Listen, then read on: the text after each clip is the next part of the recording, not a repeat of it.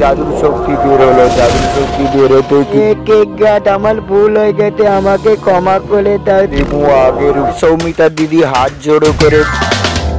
সুবর্ণপুর গ্রামটি ঠিক কবি শিল্পীতে তোলা একটি ছবি। সবুজ খেতে ভরা, দিকে দিকে ছোট ছোট নদী নালা। পার্লামেন্টের সামনে একটি ছোট গ্রামের পাশে সবুজ খেতে ভরা এক অদ্ভুত মাঠ, যার কথা লোকে কমই জানতো।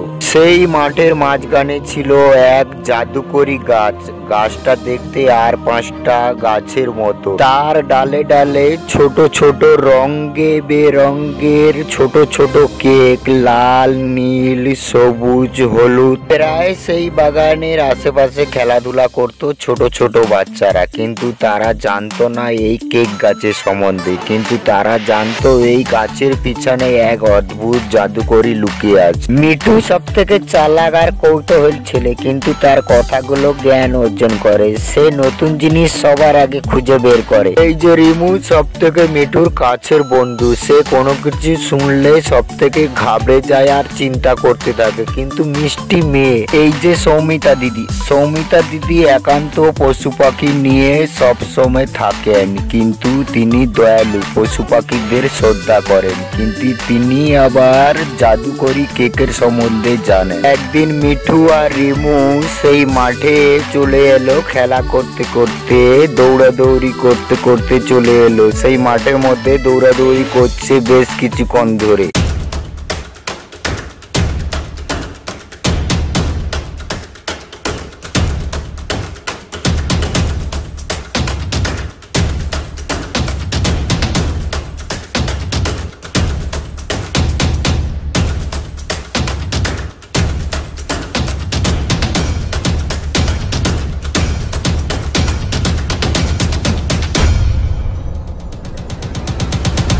মিঠু আর রিমু বেশ কিছুক্ষণ খেলা করতে করতে সোজা দৌড়ে গেল এক গাছের কাছে। গাছের কাছে গিয়ে যখন দেখলো আচমকায়, তখন চমকে উঠে বলল, দেখ লিমু, কত সুন্দর কেক ধরে আছে গাছটায়, লাল, নীল, সবুজ, হলুদ। দেখবি আয় লিমু, তোলে আয়, ছুটে আয় লিমু। রিমু না দেখে ভয় পেয়ে মিঠুকে বলে, আরে মিঠু, ওটা জাদুর গাছ, একেবারে কেক গাছ নয়, তুই চলে আয়, আমার ভয় লাগছে। মিঠু কৌতূহল তখন তুঙ্গে এসে তখন বলে, আরে কিছু হবে না, দেখবি খুব মজা হবে, দেখবি আয়। এই বলে সে চিন্তাধারা করছে কোন কেকটা পারবে।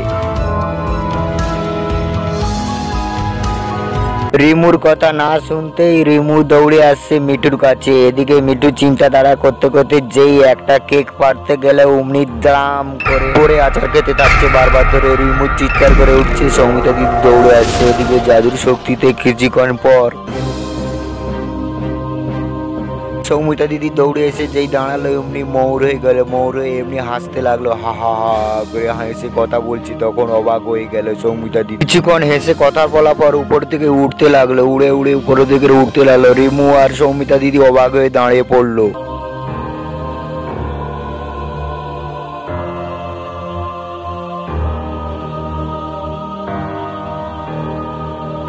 উপর থেকে উড়ে উড়ে নিচে লেবে এসে তখন বলছে সৌমিতা দিদিকে, সৌমিতা দিদি আমার ভুল হয়ে গেছে। সৌমিতা দিদি কেক জাদুর গাছ আমাকে মৌর বানিয়ে দিয়েছে। সৌমিতা দিদি আমাকে আগে লুপের মতো ফিরে দাও না। সৌমিতা দিদি কি করার হয় করো না সৌমিতা দিদি।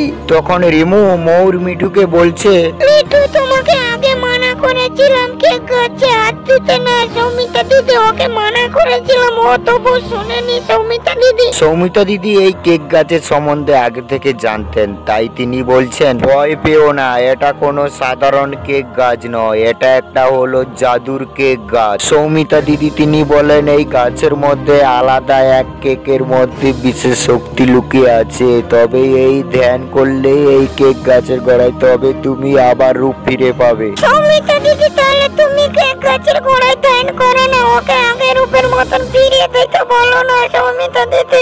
সৌমিতা দিদি আমার ভুল হয়ে গেছে। সৌমিতা দিদি তুমি একটু কেক গাছের গলায় বসে ধ্যান করো না। সৌমিতা দিদি আমাকে আগের রূপের মতন ফিরিয়ে দাও না। এ কেক গাছ আমার ভুল হয়ে গেছে, আমাকে ক্ষমা করে দাও। সৌমিতা দিদি তুমি একটু ধ্যান করো না, আমার ওই তুমি একটু বলে দাও না, আমাকে আগের রূপের মতন ফিরিয়ে দাও। এই বলে সৌমিতা দিদি হাত জোড়ো করে ময়ূরের দিকে এক দৃষ্টি তাকিয়ে হাত জোড়ো করে ধ্যান করতে বসলো। বেশ কিছুক্ষণ ধরে ধ্যান করছে।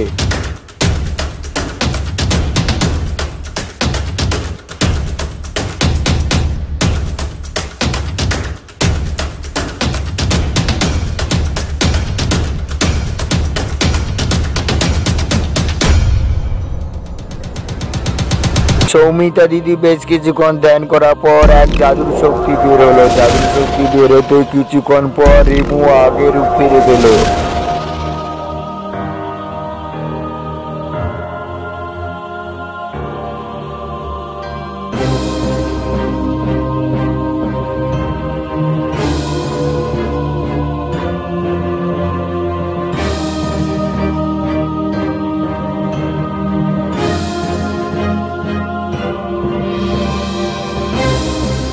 আমাদের গল্পগুলো এখানেই শেষ হলো। যদি ভালো লাগে কমেন্ট করে জানাবেন, আরো ভালো ভালো গল্প নিয়ে আসবো।